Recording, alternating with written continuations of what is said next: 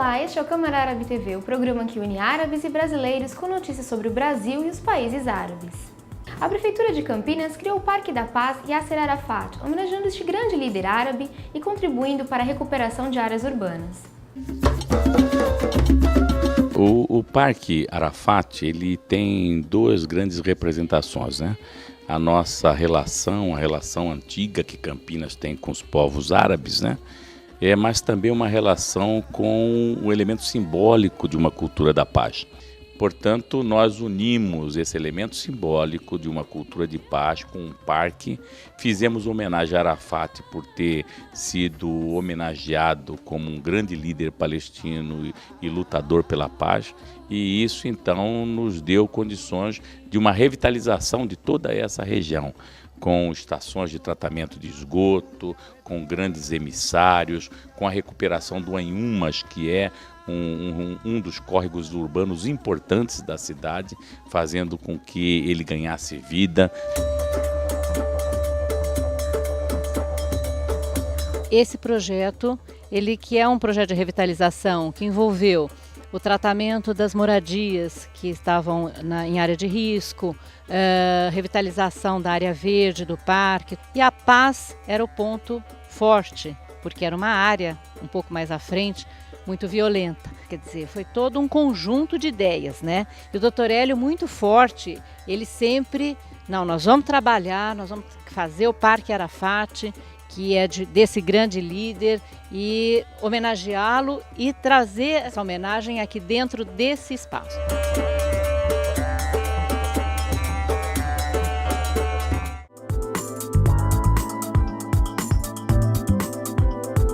A Bahia é um dos principais polos turísticos do Brasil, com praias, locais históricos e culinária bem diversificada.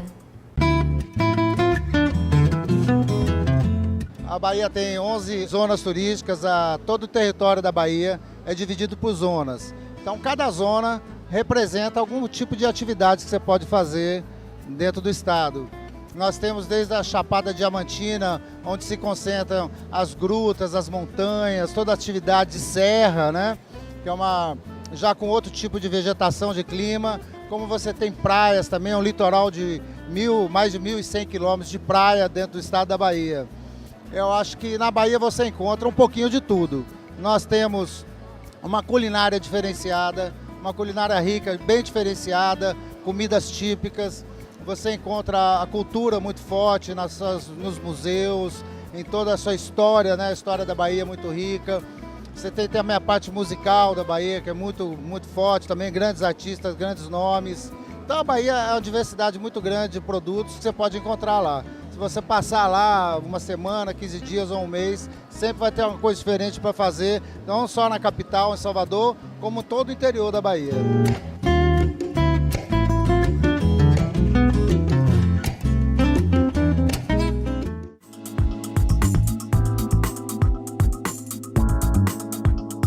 Os portos estratégicos e as zonas de livre comércio no Brasil e nos países árabes facilitam e incentivam a integração comercial entre as duas regiões. Os países da Liga Árabe atualmente contam com cerca de 123 portos e 35 zonas de livre comércio. Destacam-se os portos de Jebel Ali, nos Emirados Árabes Unidos, Alexandria, no Egito, Tanger, no Marrocos e Sultan Qaboos, em Omã. Porto de Jebel Ali. O porto de Jebel Ali, localizado em Dubai, Emirados Árabes Unidos, é o principal centro de desenvolvimento de Dubai, com milhares de empresas, intensa atividade comercial e industrial em todos os ramos da economia. A zona de livre comércio de Jebel Ali possui incentivos fiscais para a produção, exportação e liberdade para repatriar capital.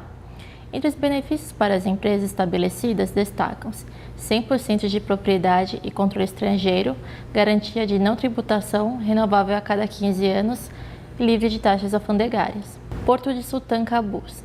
O principal porto de Omã é o Sultan Qaboos. Sua posição central, próximo do Golfo, mas também do subcontinente indiano, mercados do Oriente e África do Sul, oferece considerável economia de tempo de vaporização quando comparada a outros portos, Além disso, as tarefas portuárias são competitivas. Principais facilidades em suas áreas de livre comércio podem incluir reduções de impostos, benefícios ou isenções fiscais, além da permissão para empresas estrangeiras funcionarem como estrutura acionista 100% estrangeira.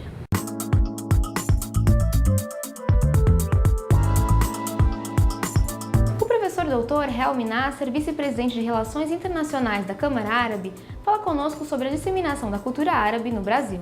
Olá, professor. Como vai? Tudo bem? Tudo bem. Professor, o senhor está no Brasil desde a década de 60. 62. Isso. Como o senhor vê essa aproximação de árabes e brasileiros neste período? Realmente estava uma necessidade, porque o Brasil é um país grande, maravilhoso, e temos aqui libaneses e sírios que trabalham no comércio e que estão realmente fazendo um serviço maravilhoso para a sociedade brasileira. De modo que os brasileiros gostam muito, sabe, dos árabes através desses imigrantes libaneses e sírios. E cheguei aqui em 62 para realizar um desejo de senhor Jânio Quadros, que estava admirador de Gamal Abdel Nasser, e foi para visitá-lo e ficou mais admirador. E para agradá-lo, falou para ele: vamos fazer estudos árabes na melhor e maior universidade do Brasil, a Universidade de São Paulo. Gamal Abdel Nasser ficou muito contente. Falou: mas eu gostaria de mandar um professor. O Gamal Abdel Nasser falou: fácil, e mandou para a Universidade do Cairo, em que eu era professor, de preparar um professor para São Paulo. Por acaso, eu estava numa comitê para escolher os professores para fora. Quando chegou o pedido para mim, não sabia o que fazer, porque não tínhamos ninguém que falava o português. E ficamos uma semana sem fazer nada. E depois Gamal Abdel Nasser mandou o professor de São Paulo. O diretor da faculdade ficou muito nervoso, não sabia o que fazer.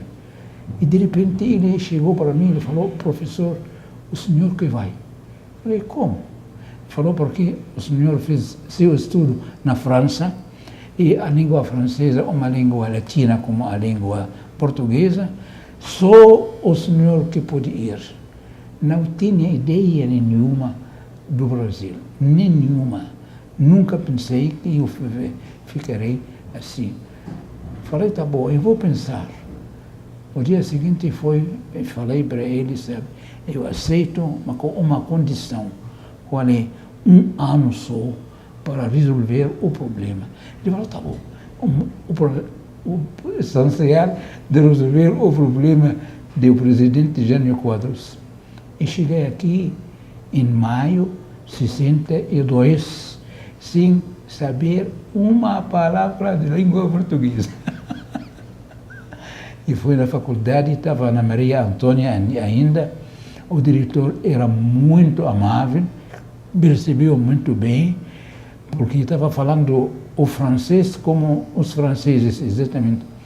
Me recebeu muito bem e comecei a entrar nas aulas falando francês, só francês.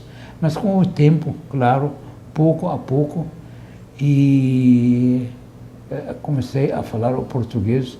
E depois gostei muito e fiquei em lugar de 1 ano, faz agora 48 anos. Professor, como foi então lecionar para brasileiros o árabe, que na época era um pouco mais desconhecido? Exatamente, porque eu tinha uma maneira especial para ensinar aos estrangeiros.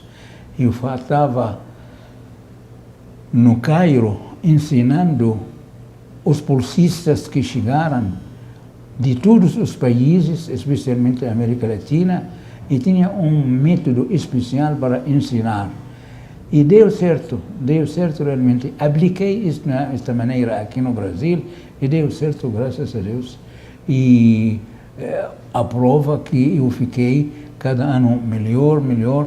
Chegou um dia que a aula não cabia dos alunos que entraram no curso, porque tinha a aula, as cadeiras para 60 pessoas, onde eu recebi uma turma de 110. Pude imaginar, mas graças a Deus tudo bem, eu gostei muito e fiquei entusiasmado. E fiquei brasileiro, aliás, não? Professor, o senhor também contribuiu muito para a disseminação da cultura árabe no Brasil com as traduções que o senhor fez. Exatamente. E o senhor é considerado hoje, reconhecido como um dos sábios do Islã. Como aconteceu esse título para o senhor? Porque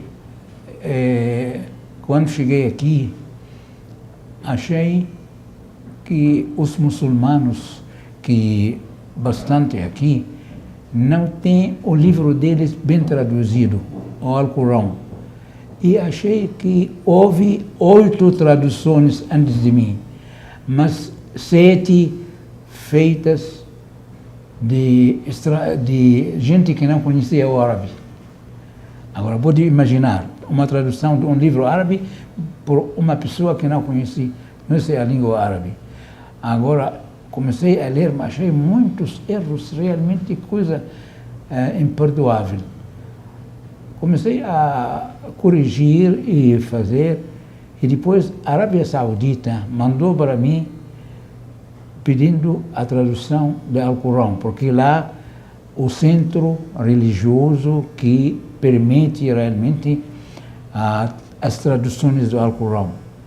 E comecei a traduzir para a Arábia Saudita.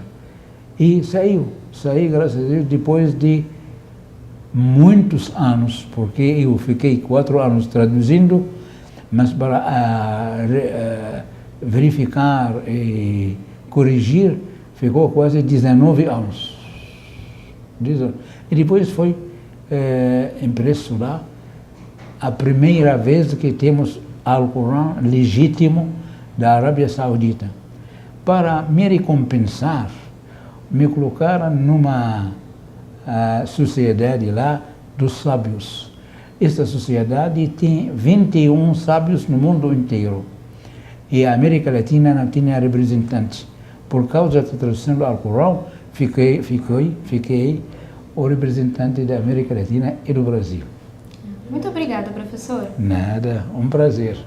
O Câmara Árabe TV fica por aqui. Obrigada pela audiência e até o próximo programa.